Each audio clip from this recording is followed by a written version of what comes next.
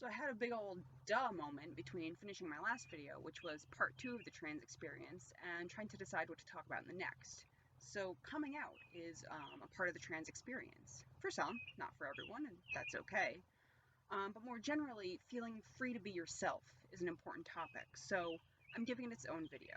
2 important points. Not everyone will come out. They're still valid. They're still whatever they identify as. Just because they haven't shared it with you doesn't make it not so. Also, and I feel like I've covered this implicitly, but it's worth the explicit statement, you can't guess if someone is trans. Refer to our previous discussions about assumptions regarding gender and sexuality. So I'm engaged to a man, a cis man, yet most people will look at me and assume that we're a heterosexual couple. People who know I'm transmasculine may assume we're a homosexual couple. But surprise, I'm asexual, meaning I don't experience attraction to anyone. So this makes us a delightfully vague queer couple. Also, this is all nonsense because only people have orientations. Relationships do not. Now back to our regularly scheduled programming. So I am generally out, which is why I'm doing these videos and including myself in the LGBTQIAP+ community when I talk about it. This, however, does not necessarily mean that everyone around me knows, nor do I start every conversation with a stranger with, "Hi, I'm trans." "Hi, trans, I'm dad." Because that's not the most important thing about me.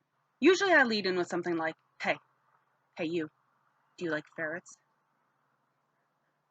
What being out means to me is that I'm okay with everyone knowing, whether or not they actually do. You are so excited to be outside, aren't you, Missy Momo? Honestly, most of my family doesn't know. Only a few of my friends know, and I haven't officially come out at work, though some coworkers do know. I only really bring it up if there's a reason to.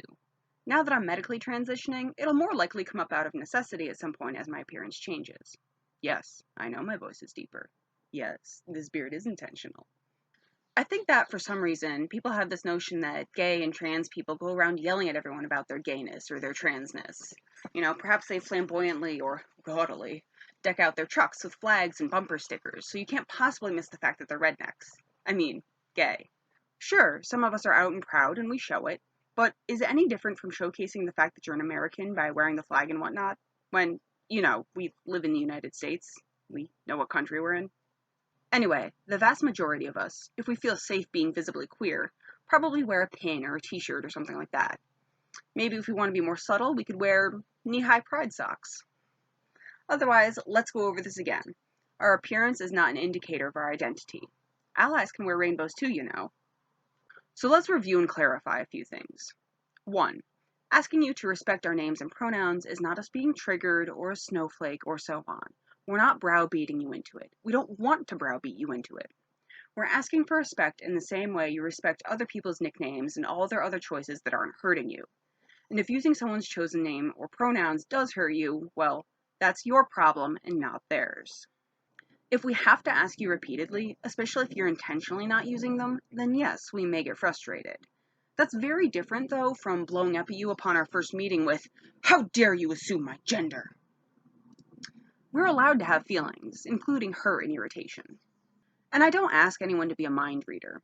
If you knew me before I came out, and I haven't brought it up with you or you otherwise have no way of knowing, I'm not going to get upset if you use my old name or pronouns. Even if you do know and you slip up, it's okay. I will bestow genuine gratitude upon you just for trying. It shouldn't have to be this way, no, but it does feel good knowing that people care enough to try. Some people criticize us for having pride, whether pride in ourselves or literally having a Pride Month, which is the anniversary of the Stonewall riots that happened 51 years ago that served as a catalyst for a new generation of political activism for gay rights. Reminds one of current events, no? "Why don't I get a straight pride parade?" I hear you cry. Well, nobody's ever discriminated against you because you're straight or cisgender. Those are society's defaults. No one has ever incorrectly assumed your identity or given you grief for it. Your life can be hard if you're straight or cis. Nobody's saying it can't, but it's not hard because you're straight or cis. Also, in my example above, people take pride in lots of things, some of which they didn't choose, like the country they happen to be born in. We have pride because it takes bravery to be out. If you think that's horse hockey, then you're one of the reasons it takes bravery to be out. And one of the reasons we have pride in being who we are, despite the fact that there are people who hate us for being who we are. Also, people love to be like, I accept you and all, but no. End that statement before the but, or else you're qualifying your acceptance, which isn't acceptance. Don't do verbal gymnastics to hide your issues with us while seeming like an ally. And then there's my favorite. Just don't shove your lifestyle down my throat. First, it's not a lifestyle because it's not a choice. See video 2 in this series. And it's not a lifestyle any more than you being straight is. A lifestyle is more something like what field you work in, or what religion you follow, or where you live. Not how you identify, just like nobody would call your personality a lifestyle. Second, as I've said earlier and in other videos, most of us just want to survive. We just want to go about our day in peace. If two men holding hands is forcing themselves upon you, well, then you, a man, holding your female partner's hand, is forcing your straightness upon us. Gross. Get a room. We're allowed to exist in the same spaces as you. We're not, say, Christians trying to convert you. Straight and cis and often white people get so much representation in media. So having a gay person in a TV show is not trying to indoctrinate your kids or offend your delicate sensibilities. We like to see ourselves in our heroes too, just like you get to. And there are kids who need to see themselves represented as well. The LGBTQ grew up with predominantly straight and cis people in our media, and look how we turned out. Oh, right, because it's not a choice. And honey, the only way we're shoving something down your throat is if...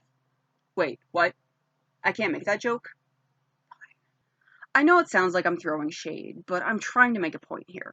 Lots of behaviors are accepted coming from members of other groups, but when members of the LGBTQ community do the same things, we face criticism and hatred. So it's not really about what's being done, but who's doing it. Think about that. But to circle back to coming out, consider this. I knew I was ready to come out when I was ready to deal with the hatred, negativity, the people dropping from my life. When I was ready to be invalidated, disrespected, to have to justify my identity, my pronouns, my very existence. To have to constantly be aware of how others are perceiving me for my own safety. That's how I knew I was ready to be myself and not hide my identity any longer. When I was ready to fight for it. And that's a really sad reality. Hey everybody, so I know I kind of left that on a more somber note, which was intentional, but then I kind of felt bad. So to lighten up your mood, I just wanted to say that, I don't hate all rednecks or everybody who drives a truck. I tolerate my redneck fiance, and this behind me is my truck. Alright, it's loud and it's lifted because I'm compensating, obviously, for my height. So, yeah, that's that, and now enjoy this weirdness.